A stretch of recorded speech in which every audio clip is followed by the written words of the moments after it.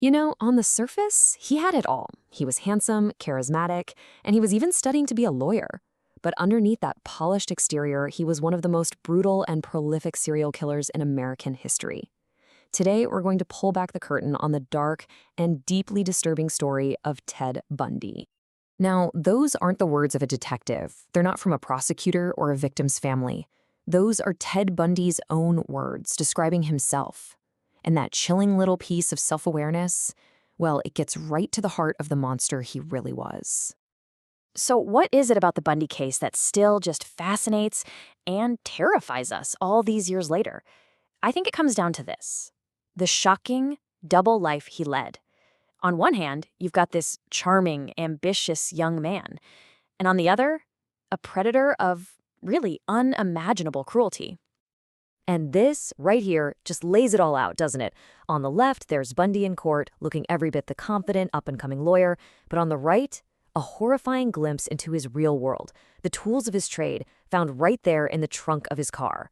It's like looking at two totally different people, but they're the same man. And you know, he was incredibly good at building this respectable image.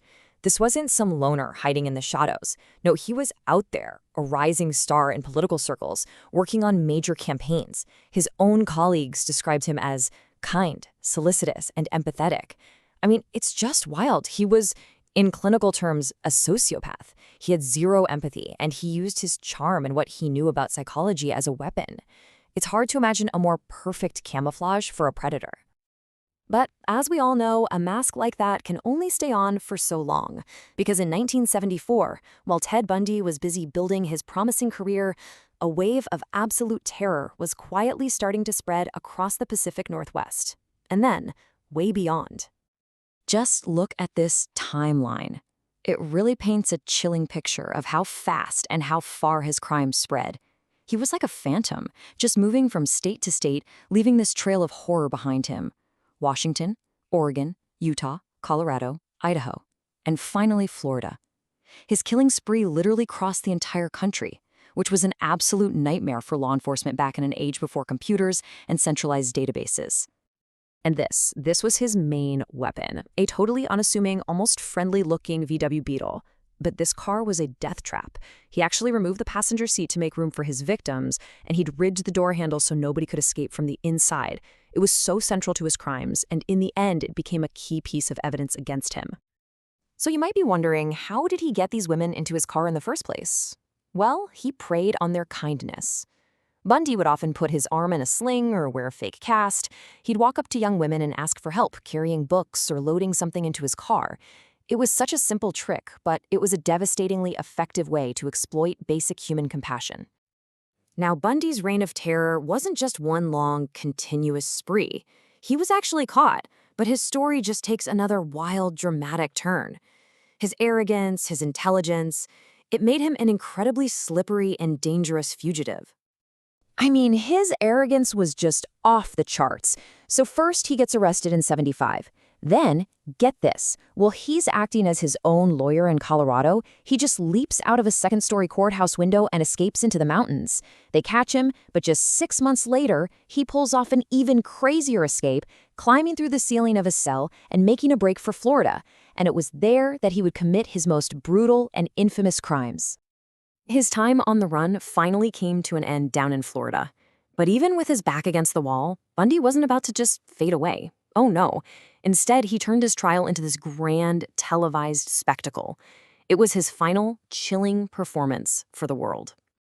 And once again, he decides to represent himself, basically turning the courtroom into his personal stage.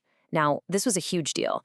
It was the first nationally televised murder trial in American history, and Bundy just soaked up the spotlight. He was this bizarre mix of charming and defiant, and he clearly loved the chance to try and outsmart the prosecution in front of the whole country. The media circus around this trial was, well, it was unlike anything anyone had ever seen before. We're talking 250 reporters from all over the globe. Bundy went from being this faceless monster to a household name. He became this twisted kind of celebrity, with his downfall being broadcast into living rooms everywhere. But for all of his courtroom theatrics, Bundy couldn't talk his way out of the cold, hard evidence.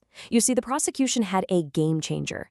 A unique, vicious bite mark was found on one of the victims, and using what was then a brand new forensic technique, dental experts were able to create a perfect match to Bundy's own teeth. That gave the jury the undeniable physical proof they needed to tie him directly to the crime. After that, the jury's decision was swift. For his horrific crimes in Florida, Ted Bundy was convicted and sentenced to death 3 separate times.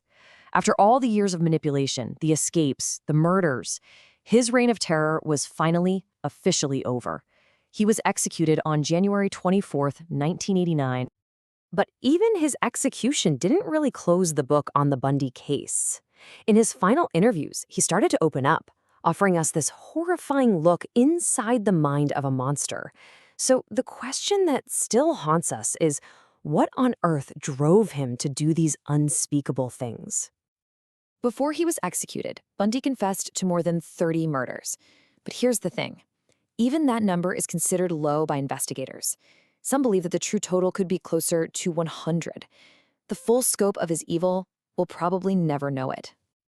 And this quote, right from Bundy himself, it's probably the most revealing thing he ever said. He told investigators that his motivation wasn't primarily sexual. It was about power. It was about ownership. For him, murder was the ultimate act of possession, of having complete and total control over another human being. The writer Anne Rule, who actually worked with Bundy at a crisis hotline and, believe it or not, considered him a friend, she later put the perfect name to it, a sadistic sociopath. And that right there is the key. He wasn't just a killer. He was a predator who took genuine pleasure from the pain and the terror of his victims. It was the ultimate expression of his twisted need for control.